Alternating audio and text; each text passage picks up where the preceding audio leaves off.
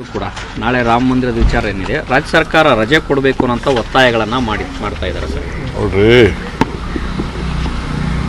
ನಾವು ನಮ್ಮ ಭಕ್ತಿ, ನಮ್ಮ ಗೌರವ, ನಮ್ಮ ಧರ್ಮ ಪ್ರಚಾರಕ್ಕೆ ನಾವು ಮಾಡೋದಿಲ್ಲ. ನಮ್ಮ ಭಾವನೆ ಏನಿದೆಯಲ್ಲ, ಈಗ ಸರ್ಕಾರ ನಮ್ಗೆ ಯಾರೂ ಏನು ಕೇಳಿಲ್ಲ, ಯಾರು ಹೇಳೋ ಅವಶ್ಯಕತೆಯೂ ಇಲ್ಲ. ನಮ್ಮ ಮಂತ್ರಿಗಳೇ ಎಲ್ಲ ದೇವಸ್ಥಾನದಲ್ಲೂ ನಾವೇನು ಆಚರಣೆ ಮಾಡಬೇಕು, ಏನು ಪೂಜೆ ಮಾಡಬೇಕು, ಏನು ಪುರಸ್ಕಾರ ಮಾಡಬೇಕು, ಆ ಕೆಲಸ ನಾವು ಮಾಡ್ತೀವಿ.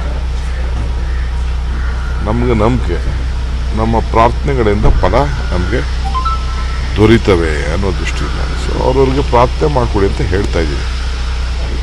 ಅದು ಬಿಟ್ಟರೆ ನಾನು ಆಗ ಹೇಳಿದ್ದೀನಿ, ಸಿದ್ದರಾಮಯ್ಯನವ್ರ ಹೆಸರಲ್ಲಿ ರಾಮ ಇದ್ದಾನೆ, ನನ್ನ ಹೆಸರಲ್ಲಿ ಶಿವ ಇದ್ದಾನೆ ಅಂತ.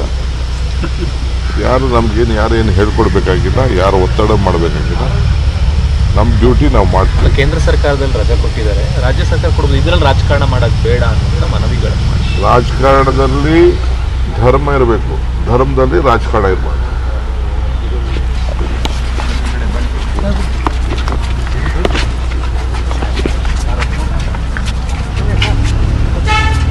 ಸಾಕ್ಬಿಡಿ ಅಷ್ಟೇ.